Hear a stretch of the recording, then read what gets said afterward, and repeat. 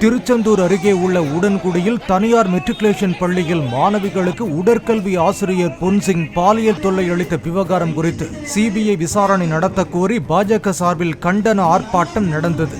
உடன்குடி பஜாரில் நடந்த ஆர்ப்பாட்டத்தில் ஏராளமானவர்கள் கலந்து கொண்டனர்.